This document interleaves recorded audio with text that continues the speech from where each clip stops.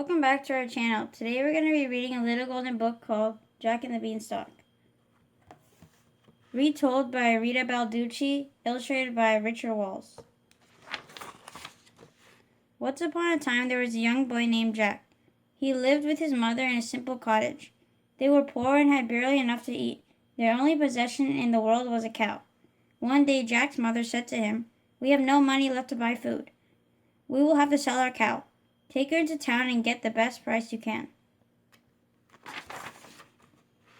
And so Jack led the cow down the road toward town. He hadn't gone far when he met a strange little man. "What an excellent beast," cried the man, patting Jack's cow. "I must have her for my own." "What will you give me in return?" asked Jack. "Why, I'll trade you these beans for the cow," said the little man. "They're magic." Jack's eyes grew wide. "It's a deal," he said happily. The little man handed Jack some shiny red beans. Then he quickly disappeared with the cow. Jack was very excited. He ran home as fast as he could. "Mother, I traded the cow for some magic beans." "Oh, Jack," his mother cried. "How could you? Now our cow is gone, and all we have are these hard little beans. You've been tricked." She was so upset that she threw the beans out the window into the dry, empty garden. There was no supper that night for Jack and his mother. They went to bed with their hearts heavy with worry.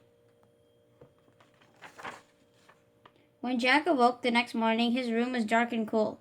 It must be a cloudy day, he thought, poking his head out the window. Jack gasped. It was not clouds that were blocking the sun. It was a tremendous beanstalk growing in the garden. Its leaves were as wide as a bed. Its trunk was as big as a cottage.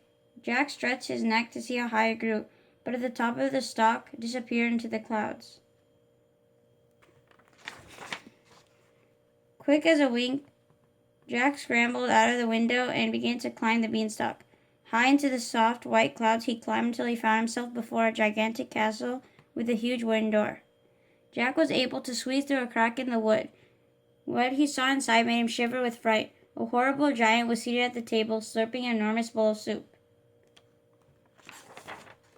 Suddenly the giant stood up and slammed his huge fist on the table. The whole room shook. Dishes crashed to the floor. "Fee, fi, fo, fum, I smell the blood of a little one," roared the giant. Then he looked around the room wildly, but didn't see Jack, who was hiding behind a bucket. The giant sat down again, grumbling to himself. Jack watched as the giant reached into a sack and pulled out a tiny white hen. He placed the hen on the table. "Lay me an egg.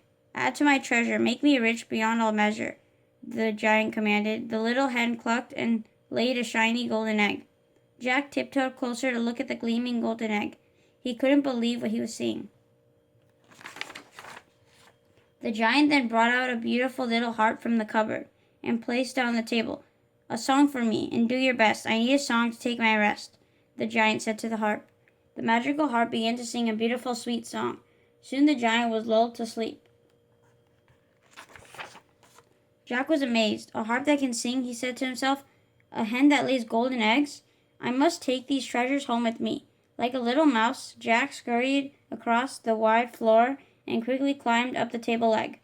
Then he tucked the hen into his shirt and slipped the harp under his arm. But the harp began to cry out, waking the giant. "Fee, fi, fo, fum," thundered the giant, rising to his feet. "Who dares to steal from the giant one?" Jack raced out of the castle with the giant right behind him. The hen clucked and the harp screamed, but Jack never looked back. He began to climb down the beanstalk as fast as he could. Suddenly the beanstalk shook mightily. The giant was climbing down after Jack. Jack scrambled down even faster. When he neared the ground, he jumped and ran, and just in time for a crack. The beanstalk broke in two. Down, down the giant fell. He crashed into the ground, deep into the earth, and was gone forever. Jack's mother ran from the cottage when she heard the commotion. "Why, that's your father's hen and harp," she cried. "A terrible giant stole them from us years ago. Now that we have our treasures back, we will never go hungry again." And so Jack and his mother lived happily ever after. The end. Thank you for watching. I hope you guys enjoyed Jack and the Beanstalk. Stay tuned for more book reads coming soon. Take care, guys, and thank you again for watching. Bye. Bye.